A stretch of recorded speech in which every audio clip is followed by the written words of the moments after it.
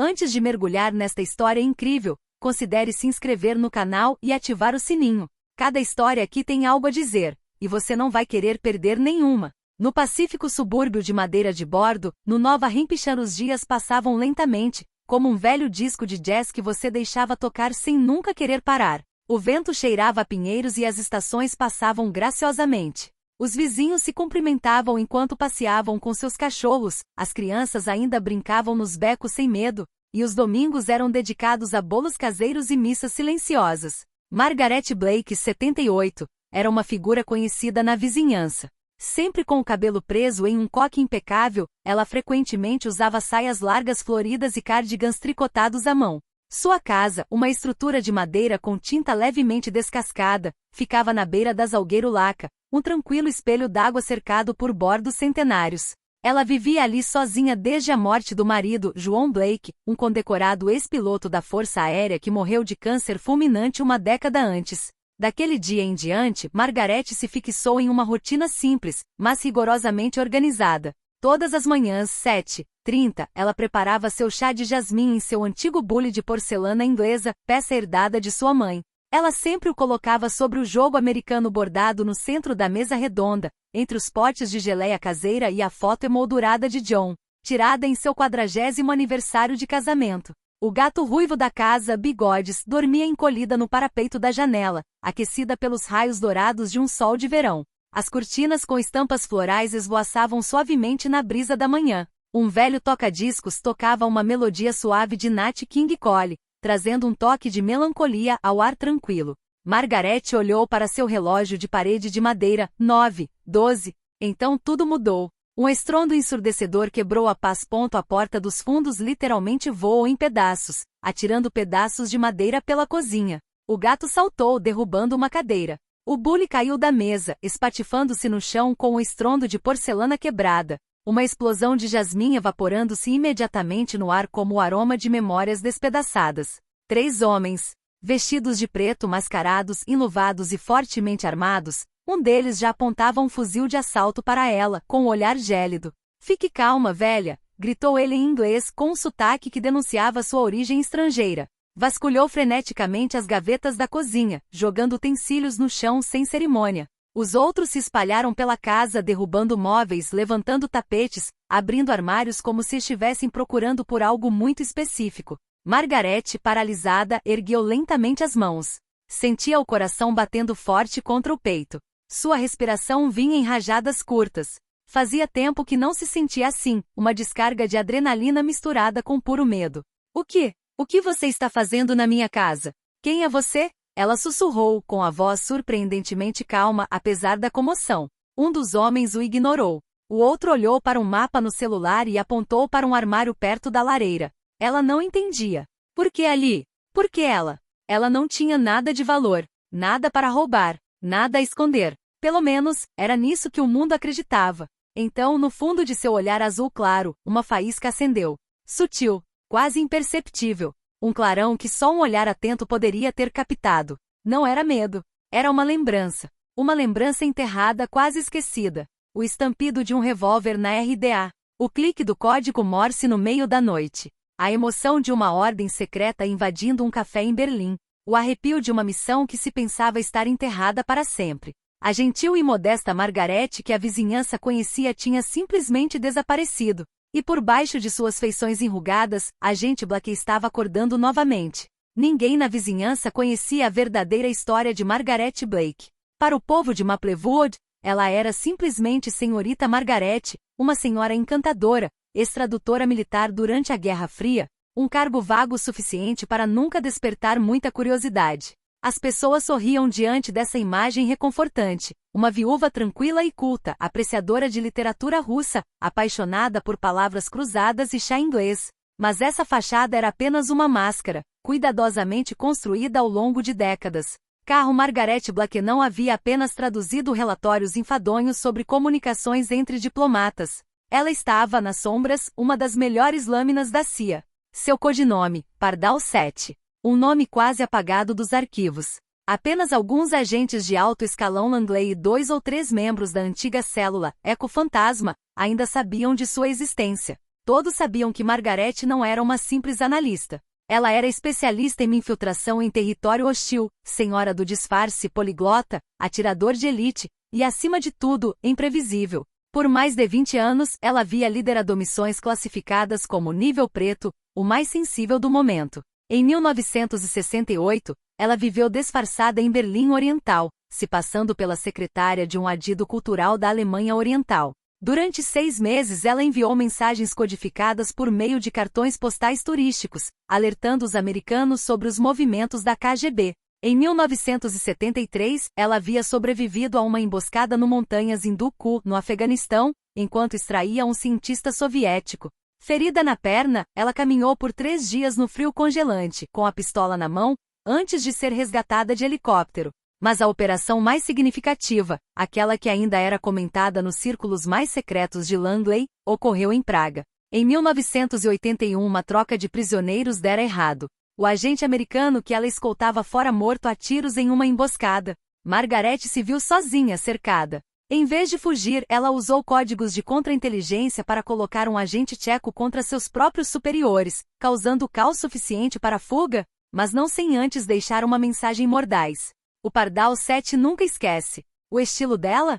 Direto, inteligente, nunca espetacular. Ela agia em silêncio, nos becos escuros, nos corredores do poder, nos trens lotados do leste. Ela conhecera o medo, a dor, a solidão.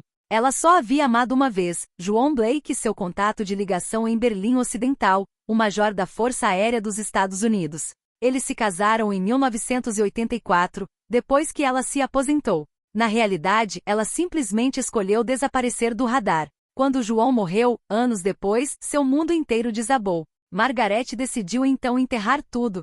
A arma que carregara por 20 anos, trancada numa maleta no fundo do porão. Seu antigo passaporte diplomático, cortado ao meio. Os livros de códigos, apagados linha por linha. Ela jurou a si mesma que nunca mais mergulhe. Basta se tornar a velha senhora que alimenta os patos num lago.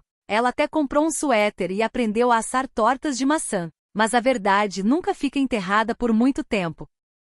E naquela manhã, enquanto homens armados saqueavam sua casa, o passado ressurge. Não apenas em ruídos, gestos, reflexos, mas em seu instinto de sobrevivência, em essa claridade gelada que voltou a galope, como um velho amigo que voltou do frio. Ela tinha sido Pardal 7. E talvez, ainda fosse. Os homens estavam procurando por algo. Sem dinheiro, sem joias. Ignoraram até mesmo os objetos de valor visíveis na casa. A busca foi metódica, cirúrgica.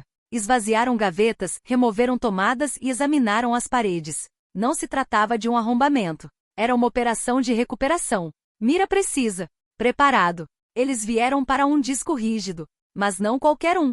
Um pequeno, preto, antigo modelo de armazenamento militar externo, formato Cryptex, cujo acesso exigia uma chave física e um código biométrico. Este disco continha uma cópia fantasma do projeto Sentinela, um arquivo que Margaret guardara contra todas as regras. Numa época em que ainda acreditava que um dia teria que tirá-lo de lá. Ela hesitou em destruí-lo, mas algo a impediu. Um palpite.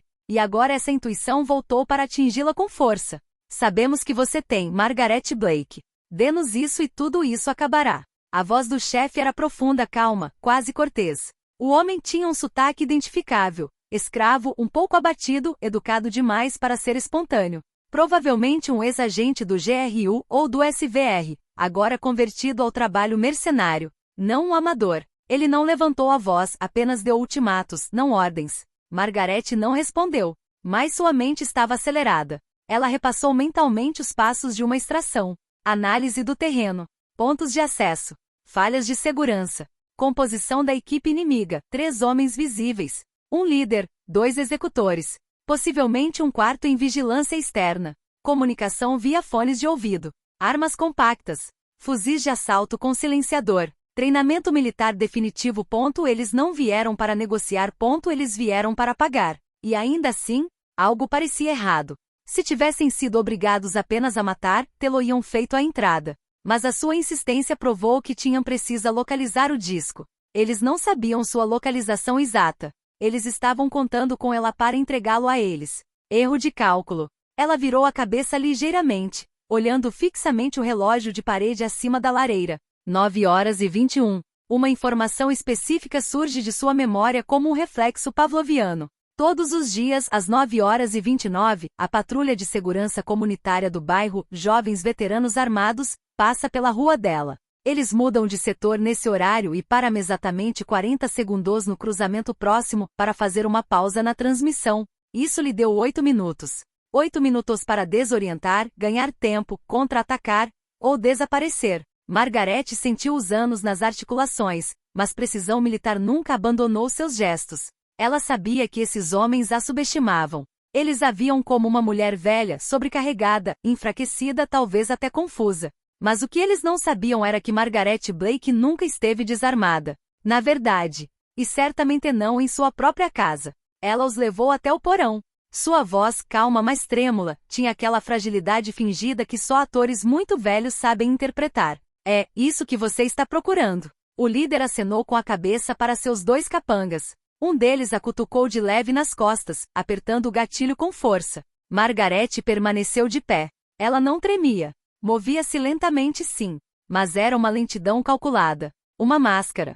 Uma armadilha. Na sala de estar, ela parou em frente a um velho tapete oriental, puído e desbotado pelos anos. Seus padrões, antes vermelhos e dourados, haviam se tornado cinza e marrom. Mas, sob seus pés, a verdade estava dormindo. Ela se abaixou, estremecendo levemente como se suas juntas estivessem doendo. E puxou um laço de tecido invisível a olho nu. Um clique silencioso soou. Um alçapão se abriu silenciosamente. A madeira era reforçada, cortada sob medida há mais de 30 anos. Abaixe-se, ordenou um dos homens. Margaret assentiu. Desceu lentamente a escada de pedra úmida, iluminada por uma única lâmpada nua pendurada no teto. A luz amarelada dançava nas paredes. O cimento rangia. Um cheiro de polimento, poeira e lembranças pairava no ar. Lá embaixo, tudo parecia congelado no tempo. Caixas empilhadas de enfeites de Natal, prateleiras abarrotadas de potes e livros, uma velha mesa de oficina. Nada denunciava a vida passada daquela mulher, exceto, talvez, o canto mais escuro do porão. Ali, meio escondido atrás de uma mala velha e de uma árvore sintética coberta de teias de aranha, estava a maleta preta. Margaret aproximou-se lentamente. Agachou-se cautelosamente. Soprou a poeira da tampa. O metal fosco mal revelava uma inscrição quase ilegível, gravada a ácido. Espero, 7, não se envolva. Ela colocou os dedos no pequeno sensor de impressão digital. Um bip curto. A fechadura cedeu. A maleta foi aberta. Sem disco rígido, mas conteúdo muito mais perigoso. Por dentro, perfeitamente alinhados como um rito militar. Item. E Glock 19 lubrificado mantido carregado. Item. E crachá de acesso para deficientes de Langley, número de série meio apagado. Item. E um pequeno caderno de couro enegrecido amarelado em as bordas, pouco maiores que uma palma. Margaret estendeu a mão para o caderno. Segurou-o por alguns segundos, como se estivesse abraçando uma velha amiga. Então, abriu-o novamente. Na primeira página, escrita em tinta azul, havia uma data. Operação Órfão, 1983. As páginas seguintes.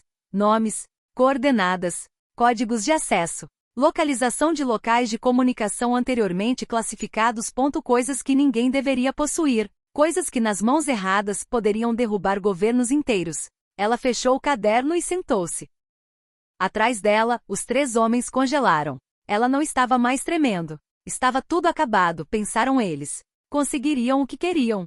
Mas foi Margarida quem falou primeiro, com uma voz fria, implacável. Em inglês perfeito, sem nenhum sotaque. Não sei para quem você trabalha, mas você veio morrer na minha casa. O chefe ergueu as sobrancelhas. Mal entendia o que ela dizia. Tarde demais. Margaret se virou rapidamente com o braço estendido. 3 detonações secas preciso. A Glock ruge como uma velha fera despertada após anos de silêncio. Primeiro tiro, garganta. Segundo, coração. Terceiro, olho. Sem desperdício. Sem erros.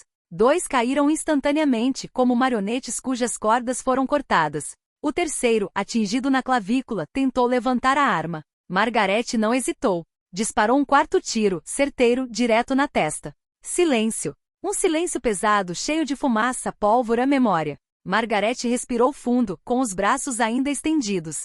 Sentiu o peso da Glock na mão. Sólida. Reconfortante. Como se todos aqueles anos nunca tivessem existido. Como se Pardal CT nunca havia desaparecido. Ela olhou para os corpos no chão. Depois, para a lâmpada piscando fracamente no teto. Às 9h32. O ar estava carregado com o cheiro acre de pólvora. Os corpos dos intrusos jaziam no porão, esparramados como meras sombras abandonadas à história. Margaret Black subiu lentamente os degraus. Suas pernas rígidas mas fortes, agora carregavam um peso diferente, o do voltar. Não de um herói, mas de um fantasma despertou por necessidade. Ao chegar à sala de estar, ela examinou a cena caótica, gavetas rasgadas, objetos revirados, lembranças estilhaçadas. Chá de jasmim frio havia se infiltrado nas rachaduras do piso de parquete. Bigodes, o gato, estava agachado sob um móvel, com os olhos bem abertos. Ela foi direto até uma cômoda antiga, abriu uma gaveta escondida atrás de um fundo falso e tirou um pequeno telefone via satélite seguro. Um modelo obsoleto para meros mortais, mas ainda ativado para certas linhas inativas. Seus dedos, apesar dos anos, tamborilavam um código de segurança, então um número de 10 dígitos. O receptor emitiu 3 bips curtos. Então, uma voz profunda e inconfundível atendeu imediatamente. Kane. Ela não tinha não ouço essa voz há 15 anos. Ela envelheceu, ficou um pouco mais rouca, mais equilibrada, mas ainda ereta, ainda presente. David Kane, ex-agente do NSA, que se tornou professor de segurança cibernética na COM, foi um dos poucos ainda vivos que conhecia a identidade de Pardal 7. Ele fora seu superior técnico, seu confidente, seu igual. Em certa época ele até fora outra coisa. Mas ambos haviam escolhido a missão em vez do coração. Margaret não hesitou. É o Sparrow 7. Eles estão de volta. E silêncio glacial caiu do outro lado. Longo. Carregado. Então, onde você está? Na minha casa. Mas não posso ficar. Eles não estavam sozinhos. Acho que ativaram o Diretiva 0. Outro silêncio. Mas desta vez a adrenalina era evidente na respiração reprimida de Kane. O Diretiva 0 só havia sido mencionado em cenários extremos. Foi o protocolo de apagamento total, quando certos segredos, considerados demasiado perigosos até para os próprios Estados Unidos, ameaçaram ressurgir. Forças independentes, muitas vezes paramilitar, subcontratado, desconectado do governo oficial, foram enviados para limpar tudo relacionado a isso, incluindo testemunhas, incluindo ex-agentes, incluindo Margarida. Bom sangue, Kane respirou.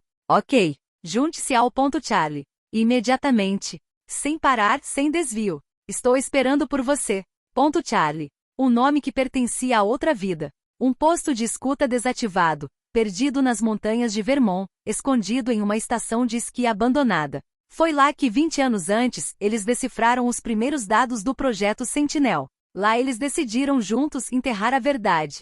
Mas era a hora de cavar novamente. Margaret não disse mais nada. Ela desligou. Em seguida, ela foi para o quarto. Em menos de 5 minutos, vestiu uma calça jeans grossa, uma camisa escura e uma jaqueta forrada. Em um estojo de couro, guardou o caderno de couro preto, uma arma, um carregador extra, um pendrive e um par de luvas. Também tirou uma foto sua com John, que guardou no forro da bolsa. Ela deu uma última olhada para sua casa. Cada parede guardava uma lembrança. Cada cortina, um fragmento de paz. Mas a paz havia acabado. Margaret Blake não era mais avó. Ela voltou a ser a agente Sparrow 7.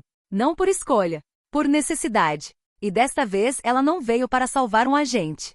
Ela veio para derrubar um império. O que os mercenários procuravam não é um mito. Projeto Sentinel realmente existiu. Nascido em 1983 nos bastidores opacos da Guerra Fria Tecnológica, tratava-se de um dos programas de vigilância mais ambiciosos e perigosos já concebidos pelos serviços de inteligência americanos. Oficialmente tratava-se de um satélite experimental projetado para detectar interferência eletromagnética no espaço. Mas a verdade era muito mais sombria. Sentinela era um olho onisciente posicionado em órbita baixa, equipado com um sistema de captura de áudio revolucionário para a época, capaz de interceptar qualquer comunicação eletrônica, ligações telefônicas, sinais de rádio, transmissões diplomáticas, incluindo as de aliados.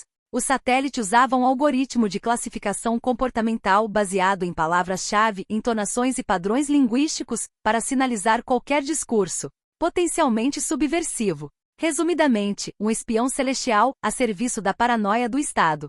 Oficialmente, o programa havia sido desmantelado em 1991, após uma série de escândalos internos e a queda da URSS. Extraoficialmente, alguns dos seus componentes foram revendidos, desviado ou ocultado. Um grupo de antigos decisores, incluindo agências de inteligência, lobistas militares e gigantes tecnológicos emergentes, decidiu ressuscitá-lo silenciosamente, sob outro nome, Sentinela Renascimento. E dos últimas cópias do arquivo original, incluindo nomes de arquitetos, o protocolos de escuta, o provas de violações de tratados internacionais, estava em um meio tão inesperado quanto discreto. O medalhão que Margaret usava no pescoço. Uma moeda simples e redonda com um design antigo. Uma lembrança do seu marido, John. Dentro, uma foto dele e um chip de memória. Nanocriptografado deslizou para dentro da dobradiça. Invisível a olho nu. Uma joia inofensiva e sentimental. Mas também bomba política. Um dos mercenários, em sua busca brutal, tentou esmagá-lo com sua bota. Má ideia. Péssima ideia. Algumas horas depois, em Boston, Margaret descobriu David Kane num armazém abandonado perto do porto. O lugar estava vazio, empoeirado, cheio de ecos. Um esconderijo outrora usado para extrações clandestinas. Nada havia mudado ali havia 20 anos, exceto a ferrugem. David envelhecera.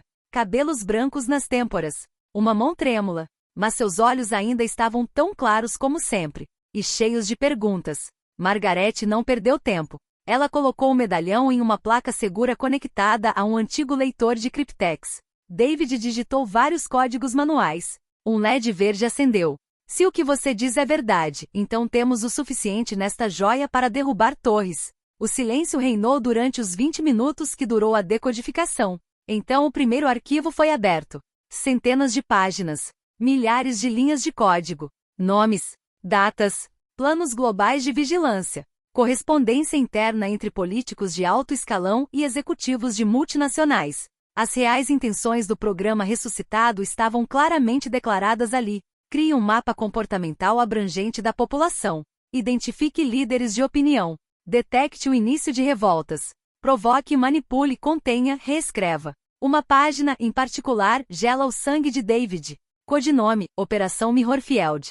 Objetivo. Provocar falsas movimentações de cidadãos em determinados países estratégicos para enfraquecer democracias hostis aos interesses econômicos americanos. Margaret fechou o arquivo. Seu rosto estava calmo. Grave. Agora você entende por que eles reativaram a Diretiva Zero. Este programa é mais do que um escândalo. É uma arma. Eles não vão deixar nada nem ninguém se levantar. David olhou para ela. Ele sabia o que ela ia sugerir. Mas Margaret não queria vingança nem um julgamento espetacular. Ela não queria ver seu rosto na primeira página dos jornais. Nem queria receber uma medalha póstuma. Ela queria a verdade. Transmitida. Publicada. Acima de tudo, crua. Então ela tomou uma decisão. Ela confiou a evidência para um jovem jornalista independente, Naomi Carter, em quem ela estava de olho há meses. Uma mulher tenaz e honesta sem filiação política, e já ameaçada diversas vezes por suas investigações sobre corrupção nas redes sociais. Margaret o atraiu para um lugar seguro e lhe entregou o arquivo inteiro com uma única palavra. Não acredite em mim. Verifique tudo. E quando estiver pronto, publique. Mesmo que isso te destrua. Naomi Carter hesitou, depois concordou. Depois da tempestade de revelações, Margaret Blake desaparecida. Oficialmente, o mundo soube, algumas semanas depois, que ela havia falecido pacificamente, vítima de um ataque cardíaco aos 78 anos, em uma casa de repouso em New Hampshire. Uma cerimônia sóbria, algumas flores e condolências enviadas por vizinhos e ex-colegas do exército. Mas em círculos restritos de inteligência, a verdade parecia muito mais complexa. Alguns sussurravam que Margaret não havia partido, que ela havia fingido sua morte. Que ela havia se dissolvido nas sombras que sempre conhecera, preferindo a invisibilidade ao brilho intenso dos holofotes. De acordo com esses rumores, ela ainda estava viajando discreto, furtivo, entre os antigos becos de Berlim, os portos enevoados de Lisboa, as densas florestas do Patagônia. Em cada parada, ela ajudava aqueles que, como ela, tinham sido jogados à margem da sociedade depois de servir nas sombras. Ela entrou em contato com eles para reconstruir uma vida humana normal. Mas ela também não hesitou em atacar quando um deles cruzou a linha, traindo seu código e colocando em risco a frágil paz do mundo que eles ajudaram a proteger. Nascia em Langley, sua memória não desapareceu. Em um corredor discreto afastado dos escritórios principais, uma pequena placa foi instalada, quase escondida por um raio de sol que filtrava pelas persianas. Aquele que nos protegeu nas sombras. E que sabia lutar mesmo quando o mundo a havia esquecido. Pardal 7. Ninguém se lembrava exatamente quem havia instalado a placa nem quando. Mas ela estava lá, como uma homenagem silenciosa. Um sinal, um reconhecimento silencioso de uma mulher que havia sido invisível aos olhos do mundo, mas não para aqueles que a conheciam. E em Maplewood, a casa de madeira na margem do lago Willow agora estava vazia. As venezianas danificadas batiam ao vento outonal. O carpete velho e gasto da entrada ainda trazia a marca de pegadas passageiras. Mas uma coisa permaneceu fiel ao tempo: Bigodes, o gato ruivo, ainda lá, empoleirado no parapeito da janela. Seus olhos verdes examinavam o horizonte todas as manhãs, todas as noites, como se estivesse esperando sua amante entrar pela porta. E naquele olhar, uma promessa silenciosa. Talvez Margarete voltasse um dia. Ou talvez ela já estivesse observando, invisível nas sombras que ninguém via.